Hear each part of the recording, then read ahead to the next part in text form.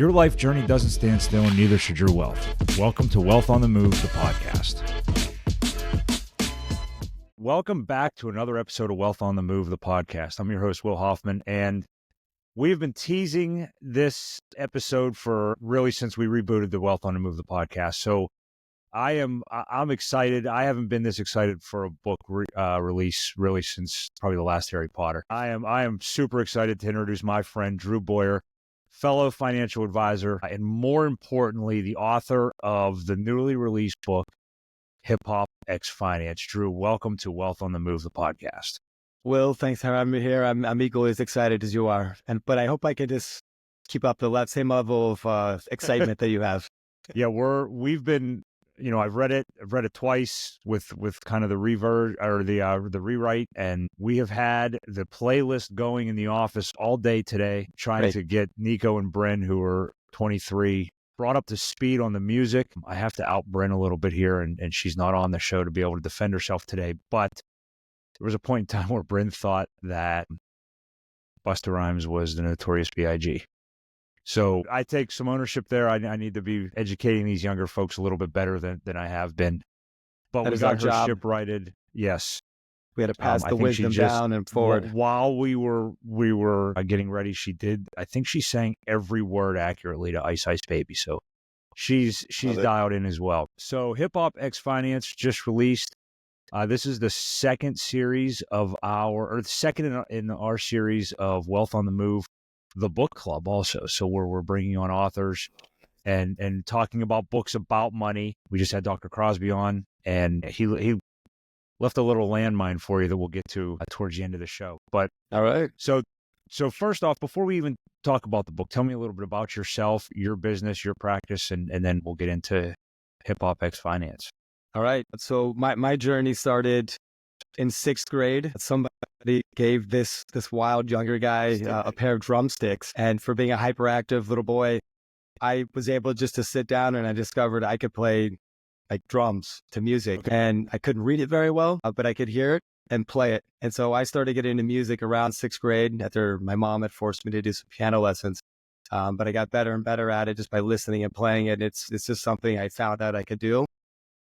Everybody has something like that in life, but that's what I got. Carried me out through high school, and then get in college. I'm getting into bands. I did some stints up in Brooklyn, up in New York, just to see what could happen. But eventually the day came when it was time to grow up and get a real job.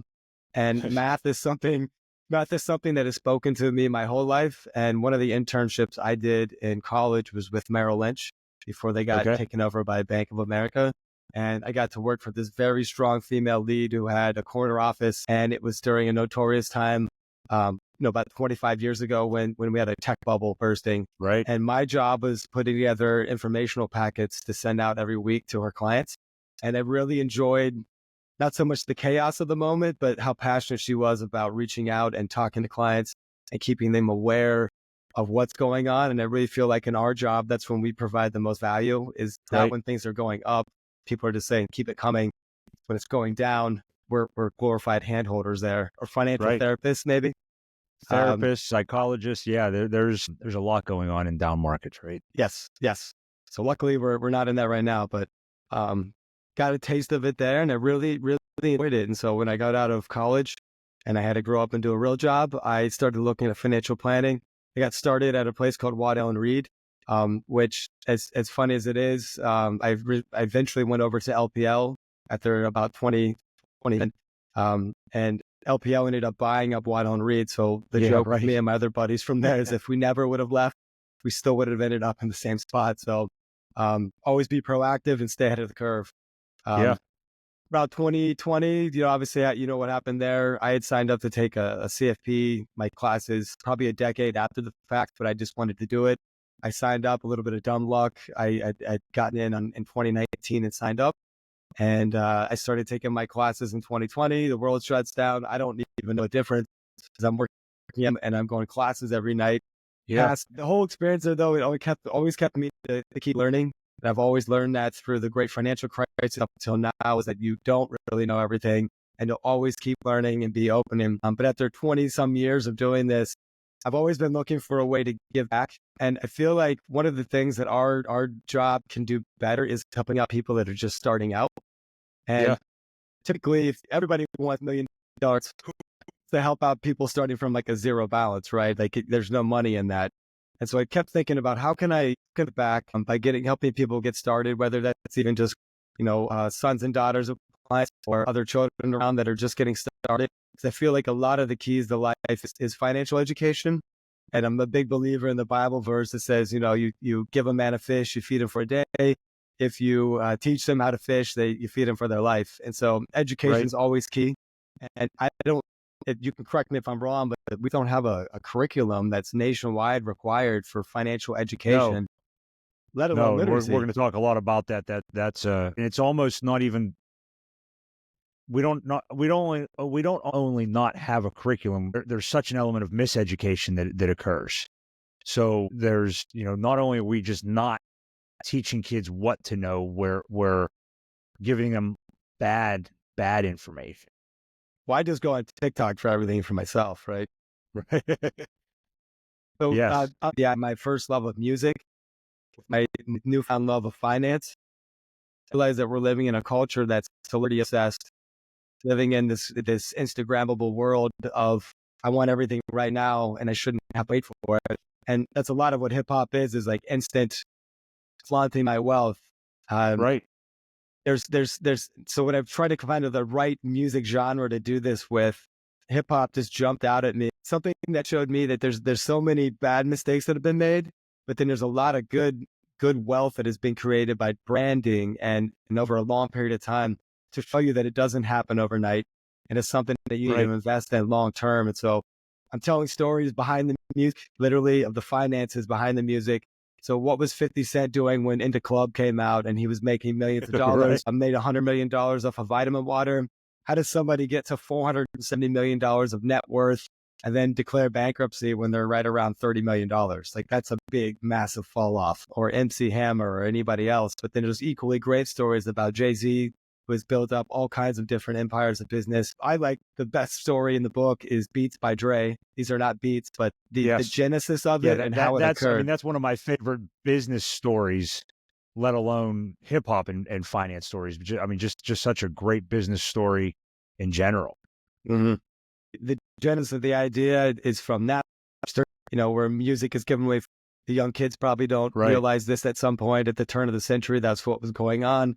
No one in the industry, it was a free fall. There was music sales. So Dr. Dre's on the record saying, hey, it's bad enough they're stealing my music.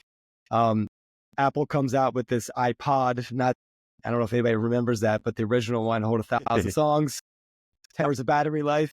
But that's how they invented this you could buy it for 99 cents, these songs, but they had a cheap pair of $1 earbuds. And so Dre's like, it's bad enough they're stealing my music. Now you lost the feel because he had big bass heavy feel of his music. And so that was the idea that got started with Beats, is finding a solution to a problem and then asking for advice, where he goes up to Jimmy Iovine, and he was approached by another company about selling sneakers, which equally is very huge in hip hop as well. And, he says, F sneakers, let's do speakers, right? That's the quote that he does. Yeah. Stay with what you know. What was it? Jimmy Iovine was walking up the beach and stopped at Dre's house and said, forget sneakers, sell speakers, and then left. And all of a sudden he's sitting in a boardroom with a bunch of different prototypes of speakers, and the rest is hip hop history.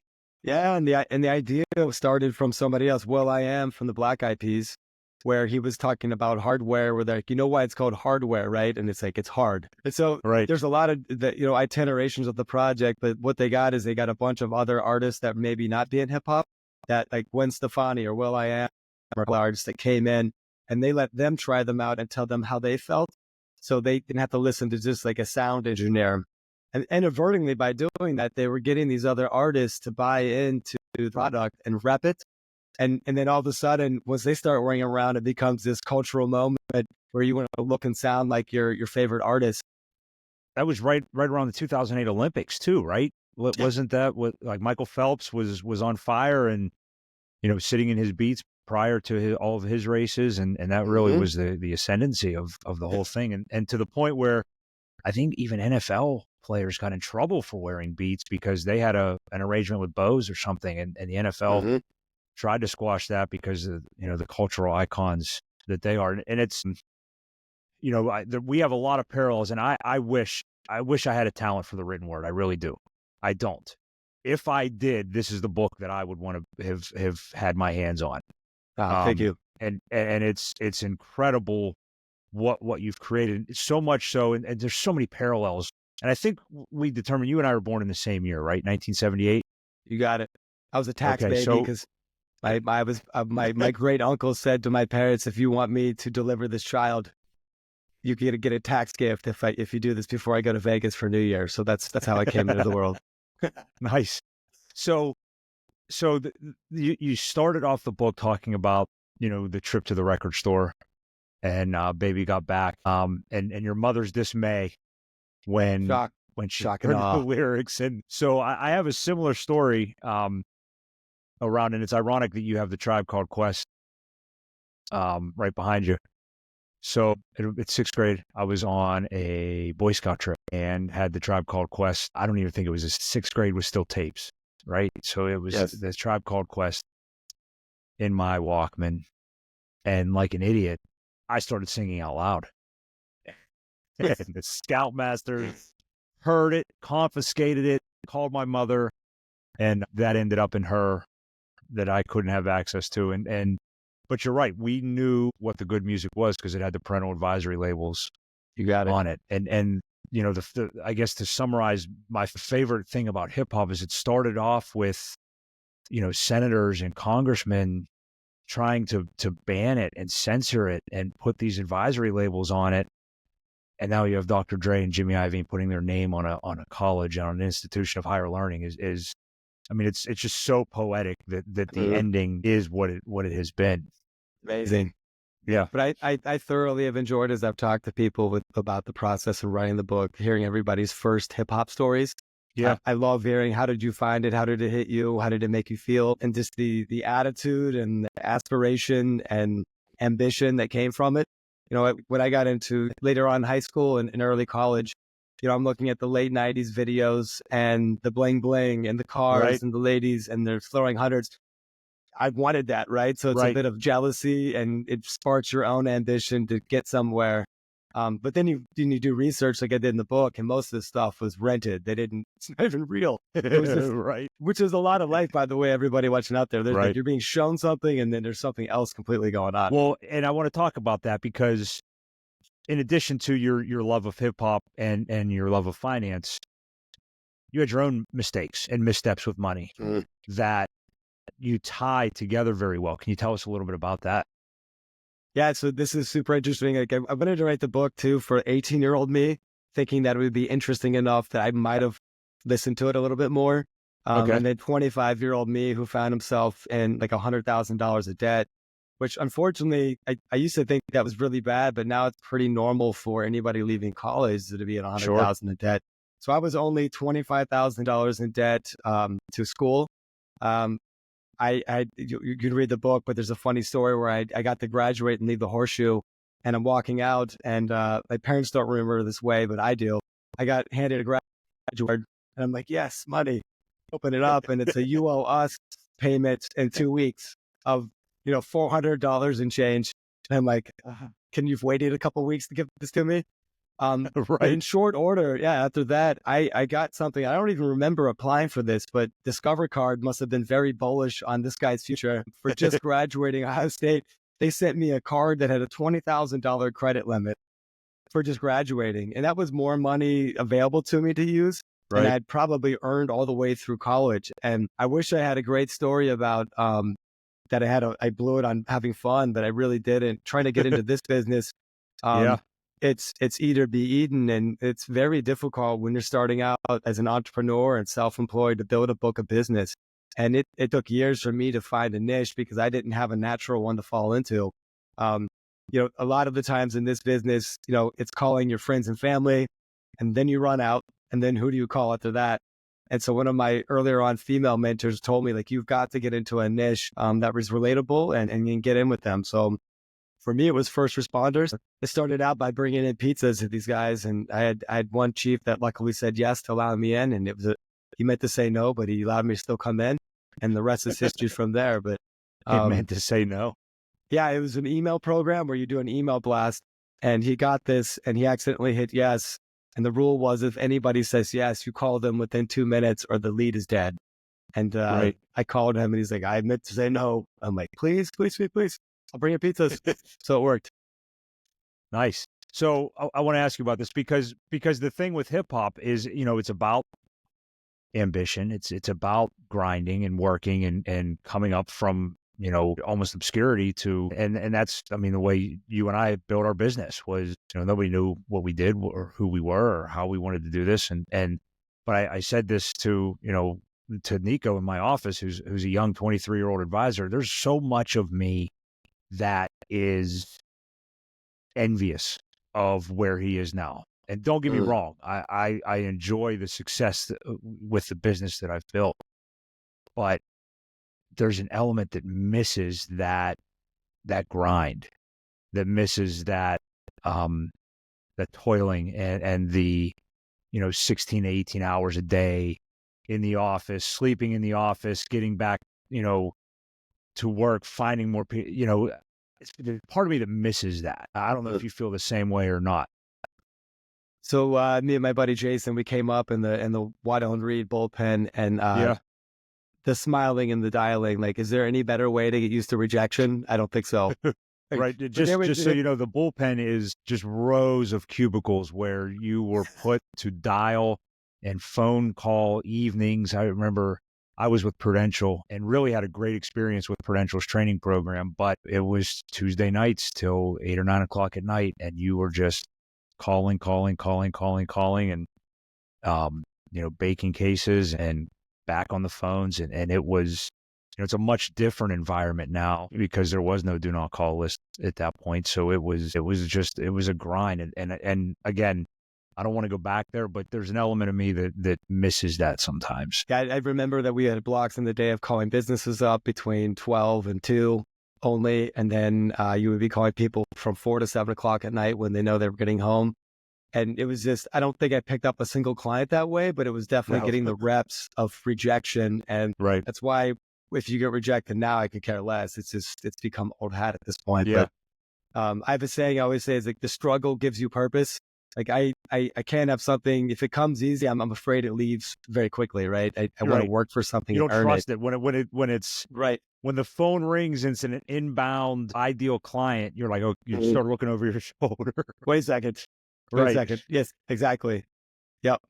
So yeah, I don't miss it too much, but those are the good old days. What do you think? Because we just said this, and it's so funny that we're talking about our parents and their ideas of hip hop when we started listening to it. My dad was just in my office, and we were just playing the playlist that you built on Spotify that kind of matches the book. And he says, peeks his head into my office and says, "Are you ever going to outgrow this stuff?" Like, I don't know if he thought that when I turned 30 or 40 that all of a sudden that I was going to flip a switch and be interested in other music, but I said no. And I think it's their misconceptions of hip hop. What do you think those misconceptions of hip hop are, and how they translate it into the book? Well, you're not the first advisor who's come out and said, like, I thought I was going to outgrow this. I think the misconception is that it's, I don't know, a juvenile point of view, that you're not thinking but more in the day and living in the moment, perhaps.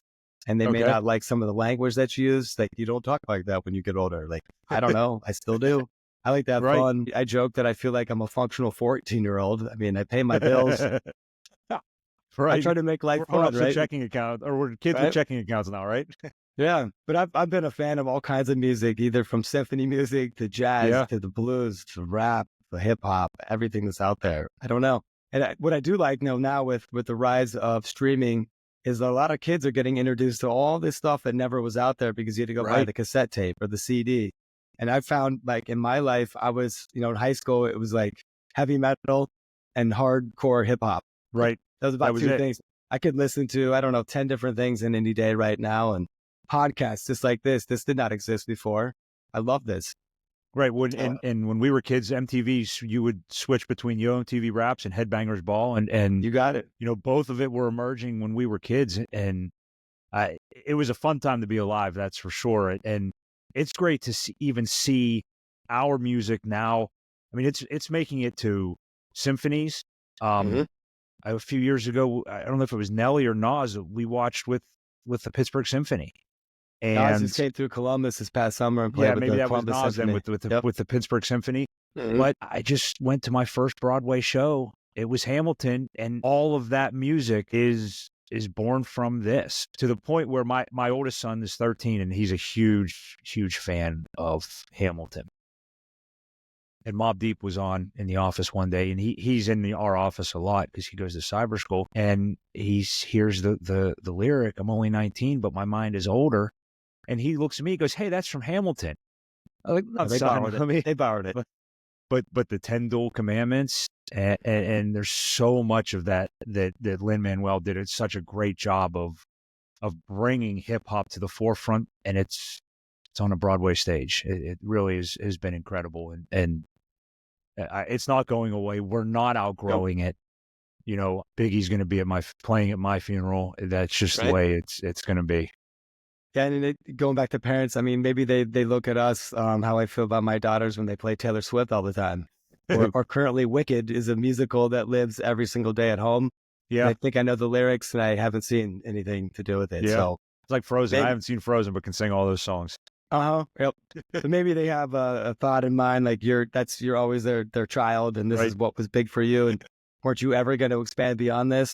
Music has expanded, and that's the beautiful thing about it. It's the universal language, and yes, it's how you connect generations. Mm-hmm. So when I was a kid, my dad had catalogs of cassettes, and we would drive from Jeanette, Pennsylvania to North Myrtle Beach and home for family vacation every year. And every trip he would start, they were all of the oldies. And I don't know if they were just Billboard's top hits or what they were. You would start in the 50s, and it would be in the 60s by the time we pulled into Myrtle Beach. And then on our way home, it was the 70s by the time we pulled back into our driveway.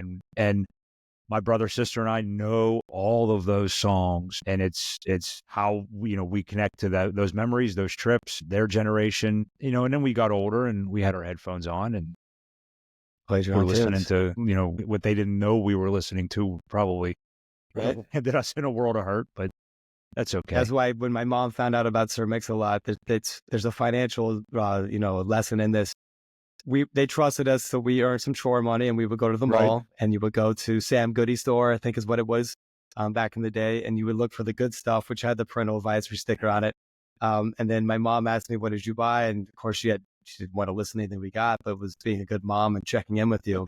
Right. And the first thing she hears is, "Oh my God, Becky." Right. Look at her faces. So by the time I got home, let's just say my dad, they were very, very conservative, and so they smashed the tape. And I said, "Can I have my $5 back? Because you stole it and you destroyed my property." And they're like, "No." And so I had to go back and rebuy it the next son. Right. Yeah. I had to go back and rebuy it the next week, and I just didn't let them know about it. So thank you, Sir Mix-a-Lot. You made double royalties off of me. But the lesson is, when you buy something, make sure it can work more than one time, right? So the parallels with money in hip hop are and it's not just the fame and getting rich by producing and creating hip hop, because there's, how many stories are there of rock artists throwing televisions out of the hotel balcony and smashing things with their guitars. But money, success, ambition, acquisition, abundance was the center point of the lyrics. You think back to Notorious B.I.G. and Juicy. That's what that whole song is about. Wu-Tang, cash rules everything around. But it wasn't just those. It was the center point. And you tie that into your book so well with the lessons, the debt. They weren't all making a lot of money and making great financial decisions. It And a lot was of times in the musical industry, they don't know what they don't know. And so you're right, signing a bum contract, or you think you have millions of dollars and then you find out that no one filed your taxes, like Lil Wayne, right, who probably was busy doing many other things, having a good time, living sure. his life on the road, right? There's no one watching it. And so Well, lots of great then the lessons there. entourages and hangers on that would surround these guys and surround these groups, and then they're MC Hammer and they're broke. Mhm. And how it translated out to sports. The ESPN did that whole 30 by 30 about Bernie Kosar and making the same errors. I feel like when people get famous, so Discover Card was very bullish on my future and gave me a $20,000 credit limit. I feel like when you get to this level of success very quickly, do they get unlimited credit cards then? And people, Right. yep, they're surrounded by a bunch of yes people, and there's not enough people around them, like a good team of people just holding them accountable. And then the total lack of any kind of financial education and people taking advantage of them. They go out and perform, they do their thing, and the money's either there or it's not, and they have to learn the hard way a lot of times. Yeah. And there's all kinds of musicians that this has happened to. So I quite enjoyed taking something that was so public, like music. Yeah. It's very public. We all share it with something that's very private, which is personal finance, right? That's why it's called personal. It's Right. kept to you usually.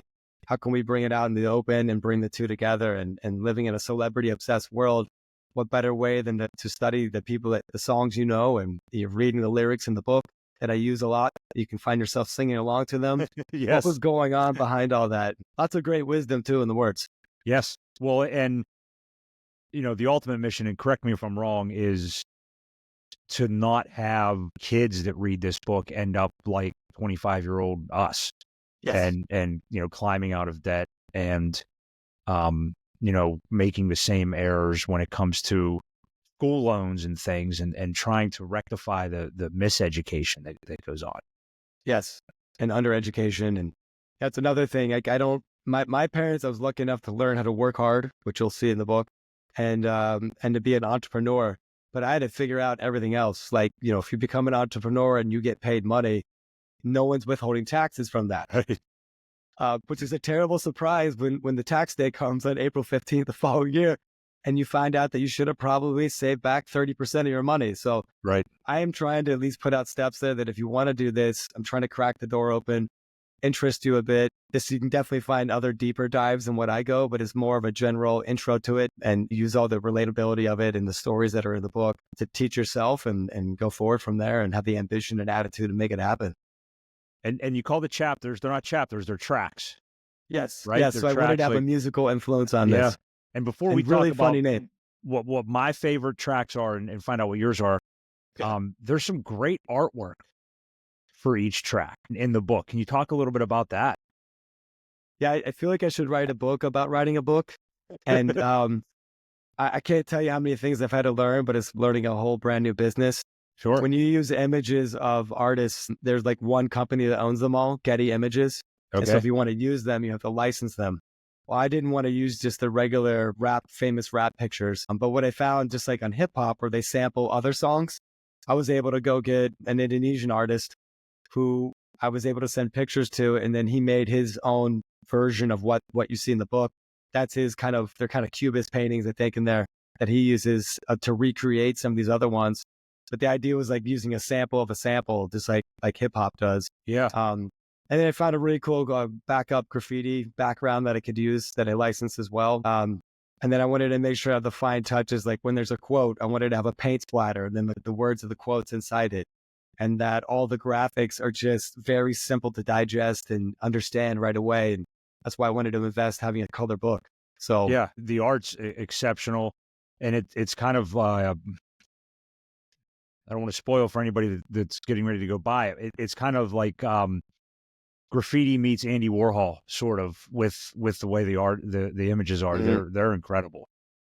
I wanted it to be visually appeasing too. Yeah.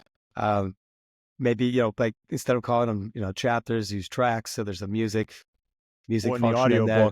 book, which I just listened to when you move to the next track, it's the cassette tape popping out. Right. It was really, really creatively done, and it's not just a dull audio book, to say the least.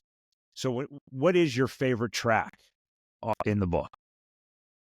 By far my favorite name for a track, which I tried to be a bit clever, but also repurpose some old, hip hop theme song, is Yeah. Back Your Assets Up. And the story behind this one is the most boring part, I think, of our job to get people to pay attention, at least for me, is talking about insurance and taxes and legal. And so I really thought for a long time about what's the best name I can come up with for this that it says it right away. So you should be backing your assets up. Yeah. That's Of course, awesome. shout out to Juvenile. Right. I always joke when that song comes on the radio. I always joke. I said, James, it's our wedding song. And through that one, I really had to really think about making clever rhymes to describe wills. I use like Willmatic and, playing off of classic records and try to make it sound cool. And I have stories on there, in particular here in Pittsburgh. So Mac Miller came from Pittsburgh, rest in peace. But I show a story between him and I believe it was Offset, right? Offset, I think, is in the book, not Takeoff. Takeoff. Yeah. Takeoff's in a book from Migos. And it was telling the difference of a person that had a will versus somebody that did not have a will. And Mac Miller, for whatever reason, he must have got decent advice before he had passed, but he had a regular will set up. So all of his estate passed to his parents, as was written out. But for Takeoff, he didn't have that. And he died in I think it was a craps game. He got accidentally shot there and was in the wrong group of people. But he had no will. He was worth about $28 million. The backstory is he was raised by his mother, single mother raised him, and his dad was not part of his life. You go to the rules of law in your wherever you're a resident, and he was a resident of Georgia, I think outside of Atlanta there. And so they were going to those rules there. And as far as I know, the last thing that was left, his dad came back into the picture, and they are going to split his estate between his mom and his dad that was never part of his life. I'm sure he would have rather it all gone to his mom. Sure. And so for the cost of a will, no pun intended, will, for $500, $1,000, maybe do that rather than get it stuck in a probate court where they're going to charge you, 4 to 6% and take years to kind of divide this stuff out. Yeah, a few episodes ago, we had local state attorney Ashley Sherrick on, who really is revolutionizing that away from the gold, she calls it the gold-plated paper, and into an entire process very similar to the way that you and I look at our business. She is evolving into kind of a legal fiduciary, if you will, where she takes some ownership over a process that guides you, your heirs through life when it comes to not just the will, but getting into the Medicaid stuff and what to do afterwards. I thought about that a lot when I was talking or reading through that chapter. My favorite chapter is that I'm a businessman. That's a good one. Yeah. It's what speaks to us. It's the entrepreneurism, right? Yes. Yeah. And not just being a businessman, but I am a businessman and I'm a businessman. Right. And with, in 2025, with it never being easier to create a personal brand and monetize that brand and do things like write books, have podcasts, have YouTube channels that promote your own personal brand. That chapter, I think, is very, very relevant to anybody now. I mean, you could be 70 and start your own YouTube channel and, supplement your retirement if you wanted to. How many people are doing Uber or any of the other delivery ones that are out there that you're sitting around? So it's never been easier to have a side gig, get out and hustle. Just save 30% though of whatever you're making, because that's a bad surprise. So I put down, tips of when you get into business, what should you be doing? And just, I'm highlighting, I'm not only Jay-Z in that chapter, but a lesser known white rapper named Jesse Itzler, which you can go look him up on his classics there. But he found his niche after making a couple funny white boy rapper songs in the early 90s. He pivoted to writing sports jingles, and there's still something they're using on the Knicks where it's like, go New York, go. He wrote that one. And then he found another business, and he ends up getting an intern by the name of Curtis Jackson, who is with him for 18 months, who's an up-and-coming boxer. He wants to learn about the music business. For those of you who don't know Curtis Jackson, that's 50 Cent. 50. That was literally this guy's intern. Jesse also was a manager for Run DMC. And so he shared an office, like a table, as if we were sitting in the same room, along with Jam Master Jay, right? So he was in the spot where he needed to be. And this guy is the heck of a entrepreneurial chameleon who sells this business, gets to fly on a private jet for the first time and says, this is amazing. but how can we make this more like a Starbucks card where you can reload it and sell hours rather than have to be all in on one jet? Starts Marquee Jet Card, runs away with success there, and so many things where he's got celebrities that buy into it. Ends up selling it to Warren Buffett's company for an undisclosed sum. I'm betting he made a couple $100 million. Yeah. He's in his 30s, could sit around and do nothing, but they starts to get into ultra marathons and all these mega sports that take up a lot. And so he starts studying nutrition and what's the best hydration thing he can get. So he comes across coconut water, Right. and Zico. And there's a story about him and Matt Damon where he's like, Matt, he's a friend from Marquee Jet. He's like, I need you to climb up a palm tree, grab a coconut, run inside and take a straw and hit it and look in the camera and say, there's got to be a better way. And then he used that as a way to sell it to Coca-Cola. And the guy's just a master of networking and utilizing his connections. And he goes from there and goes off and becomes the sports owner. And I believe he's a part owner of the Atlanta Hawks now. And his wife is Sarah Blakely, who started Spanx, and the rest is history after that. But a great family guy. I'd like to sit at that dinner table with him and then Sarah and the kids and hear those conversations. Right? Yeah, growth mindset all the time. Yeah. And now he's got something where he has this, it's called the Big Ass Calendar. And so it's not what 1 month, it's the entire year that's in front of you and you can see what you're doing. And his big thing is trying to squeeze out as much time as you can with what you really want to be doing, because we're only here for so long. And compound your time, right? Not just your money, compounding your time. Right.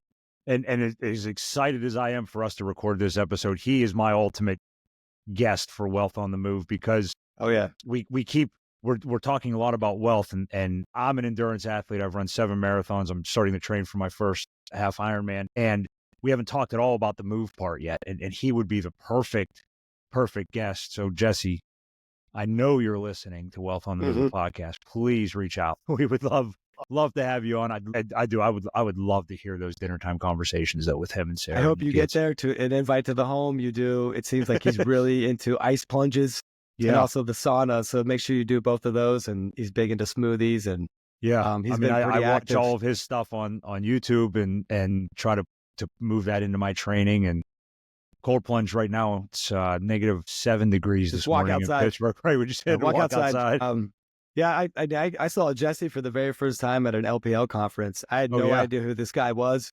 He was just pacing around on stage like a rapper, and then he'd never name dropped his wife one time. And I go look him up. I'm like, wow, he's also wrote books too. He's a best-selling author. Yeah. Where I think the first one he wrote was there's one with monks where he had to be quiet for 30 days. And then the very first one he wrote was Living with a Seal, which is how David Goggins got popular, because that's who he brought in, was David Goggins to train him. So he's launched a bunch of other people, been surrounded by so many others. And that's the highlight of that chapter for me personally. Yeah. All right. So what's your favorite non-financial advice that creeps into the book? Non-financial advice. So we got lots of quotes in there that I use. Non-financial. So I try to keep everything that was relevant in there. Okay. I feel like the best one that I can think of that I tell my daughters often, I've tried to be a perfectionist my whole life. And then I learned that maybe you can't keep everybody happy and you're never going to get perfection. And my wife is equally perfectionist about what she loves. And so I've been big on telling them it's not perfection, it's progress. Yeah. So that's what I would say is each day you're just trying to do a little bit more. And just getting started is the hardest part. I would say in a world that's being ran by Instagram and this constant pressure in the society here to look a certain way, or is this YOLO, if you only live once, the only person that we should be comparing ourselves to ever is you 1 year ago. Yeah. And I love that. Don't get caught up in this envy and greed and thinking that you should have everything they've got. A lot of time you just see the iceberg tip, right? You don't see everything else below that went into it.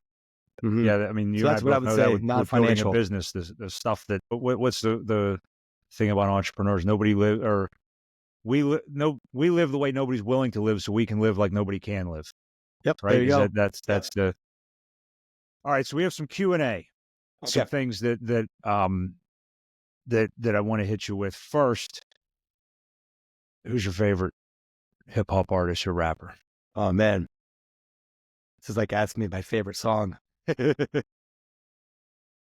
Favorite hip hop artist. So I was a huge Tupac fan in the 90s because before I knew finance, it was more about who could you tell that had the absolute passion and was real. And Tupac came across that way Oh for my me. God. Every word that guy spoke had so much passion behind it. He was like a hurricane, Yeah. and he came fast and unfortunately left fast. And that's a thing with life too. But Yeah. I think greatest storyteller, I really love the visuals you get from Biggie. Mhm. Nas is extremely well at telling stories as well. So that's a different way. Financial advice, I probably would go with Jay-Z. He has Yeah. a lot of stuff that he started to drop, but it's later. But just being able to rap anything, I would go with Eminem. So they said rap. It's hard to I pick forget one of one, his isn't it? interviews. Yeah, I know. I mean, I'll give you the top 5. How about that? Yeah, He's I'm like, a can you? Jay-Z guy. Yeah. But Biggie, Tupac, Dre. Dre never really considered himself a lyricist. He Mhm. considered himself a producer, and The Chronic was, that was probably the album that started to transition the thinking of like hip hop's here to stay, and this is Mhm. a influential. This isn't just a fad. This And is it really moved here, out of like the East Coast and right? went west. So you say that East or West Coast? That's the next question I have for you. You an East Coast guy or a West Coast guy? Depends on my mood. Right. Typically, I like to think that the most bravado and stuff, I feel that more from like West Coast, but maybe street knowledge, I would go East Coast. Yeah, I'm Right? an There's East just Coast guy totally, too. I mean, yep. not that I don't love it all, but yeah, East Coast just speaks to me better. Again, maybe because you think about them when it's -7 degrees and they're grinding and Mhm. we're living at, unfortunately, today. I'm amazed at the performers from wherever they're from. I was at a Future Proof, which is a big wealth festival that kind of got me turned on to this whole idea. A couple of years back out in Cali out there, and they brought on as their closing act. They had Method Man and Redman, and the level of what showmanship they're doing and remembering all the words. I'm not capable of that, so I might have been able to string together some words to make an intelligent book, if you say so. Yeah. I enjoyed it. And it was fun. But the level of remembering all these words, they all have some kind of gift and just the thinking on the fly that they have to do with. They put Yeah. on such a great show. The freestyle guys are always I am fascinated by their ability to be that creative. I mean, to me, Immediately. it's a level of genius. It's like, Mhm. I know we all hold medical doctors and scientists in such high regard, but there's two folks that I don't think get enough credit for the genius that they can produce. One is a wine sommelier. The stuff that they can do with their palate is incredible. And the other's a freestyle rapper. It's Love something that. that I cannot even fathom having the ability to think that quickly and that creatively. And I don't think they get enough credit. That's Jay-Z, right? He's famous Yeah. for not even writing anything down. He does things in first takes. You can Yeah. go look up a video where it's the first time you take the dirt off his shoulder and he hears Timberland drop the beat and he almost gets it within seconds. Yeah. And he goes up and it sounds exactly like the end product. And I think Lil Wayne also just comes up with it in the moment as well. Yeah. And somebody was asking him, how do you remember if you were just making it up? And he's got a funny answer for all that. So All right. What's your favorite book about money that you haven't written? I love Psychology of Money, so I'm a big Morgan Housel fan. I also like his most recent book, Same as Ever. There's a great story about, if you're writing a book, start it off with a great story and it's got Warren Buffett in it. And to go along the theme of same as ever, like some things just don't change. Life's a big circle. It always repeats, but it's Warren Buffett riding around in 2008 when the world is collapsing. And somebody asked him, what now? What do we do now that everything's collapsing? And his question back is, do you know what the number one selling candy bar was in 1950? So question back at him, they're like, wait, what? He's like, what was the number one candy bar in 1950? They're like, I don't know. He's like, Snickers. He's like, do you know what it is right now? They're like, Snickers? He's like, yeah, exactly. And he owns it. So I love books like that where it's just like the logic is shared, the wisdom shared, and it's distilled down. And I'm a huge Buffett fan. And Yeah. I love It's his hard not to writing. be, right? Yep. Big fan of Josh Brown as well. And just the And storytelling. who did the and foreword to your book? yeah, I was extremely blessed to be able to get him to be able to write it. And it was super cool, that whole process, and see what his first memories were of hip hop and how it came in, how it made him feel. and the I'm trying ambition. to tell by your book, is he another 78 baby like us? He's very close. I think so. He's a couple years older than us, perhaps, but he's still right around in the same The area. financial world, I think 78 babies are having their moment right now because Right. Ryan Dietrich, another 78 baby. I think we're having our moment right now. And Our time. buddy, you're capturing it with this book, man. All right, two more Appreciate that. questions. Two more Okay. questions. One, and this is something we started doing with the podcast with our guests. I've totally copped this from Diary of a CEO podcast. Okay. I can take note, but it's such a great idea that I couldn't not do. So what we do is we ask the previous guest on Wealth on the Move, the podcast, to leave a question for you to answer. Okay. And it was a fellow author, Dr. Daniel Crosby. A lot of great books about behavioral finance. He's done wonders for our profession on getting us to see beyond, rises and falls in the markets and to see the human behind the money. But he gave you a landmine, buddy, because he's also a shrink. Okay. So Great. Can't wait for this. His question is, how are you most likely to be misunderstood? So I think for this book in particular, I was raised in the country in Northeast Ohio, and how did this country boy get into being into hip hop and what most people would consider some Black culture? And I would say it's because they don't understand I'm a musician first. That's okay. You could look at the cover on the book, right, and say, well, how is he like this? So I would say the real me is a musician underneath all this, and you can't see that from just looking at me. Right. That would be my answer. That's a great question, though. Yeah, it was. I mean, it had, after we wrapped up, Bryn and I were kind of reconvening to talk about the episode, and both were kind of wide-eyed thinking, man, I don't know how I would answer that question. And that may be a question that we start to have creep into every episode. But yeah, he floored us. Okay, so now it's your turn. What I already have question? it. And we don't know who the next guest is. Dr. Daniel Crosby, all he knew was that we had another author coming on. That was it. Okay. So I'm assuming that whoever comes on here, they're very much into what they're doing in life and have found their direction. Okay. So my question, when was the moment that you figured out what you were supposed to be doing here on planet Earth? There you go. Yep. We will write it down. So what's your answer there? When was that moment? Oh, you threw it right at me right away. I think when I was, again, back in my Merrill Lynch days and found the internship, it felt like I belonged there. I'm a Capricorn baby, so I've always had money in my life, and I've never liked to take direction, so I know I always wanted to be an entrepreneur. It was just clicking it together. My parents would tell you that they knew what I was going to do when I was young, because besides buying cassette tapes with, parental advisory stickers on them, I was collecting comic books and baseball cards and football cards. And I was just creaming my brothers, like doing trades. Like they had no idea what they were doing. I used and abused them every week. And that's when they found out that, like, all right, it makes total sense that I would go into this. So when are our baseball card collections going to pay off? That's never. I think we got sold a bill of goods there too. Us and the folks who collected Beanie Babies, those were the ones that That's the moment when I actually thought about having a net worth. And I think I put that in here, or one of the blog posts I've done. Is it used to be my music collection, comic books, baseball cards. Like that's what I considered my net worth at that point. That like, all right, I got a great collection, Yeah. They're probably not going to be worth what we paid for tapes. Yeah, that was my CDs were, I still have them too. I can't, my wife says, what are we doing with these? And she's right. What am I doing with them? But memories, baby. Yeah, memories. My folks have their records. I know that. I know my mom still has her copy of the White Album. And isn't that incredible? Have you heard the Gray Album? No. Danger Mouse. It's Jay-Z's Black Album laid over the music from the Beatles' White Album. Whoa. It really is. Yeah. It's kind of like write that down. What Pink Floyd laid over the Wizard of Oz. It's kind of one of those things. It really did that in college. Yeah, we all did. It's right. But yeah, if cool. You're up early one morning and want some good music to listen to, it really is.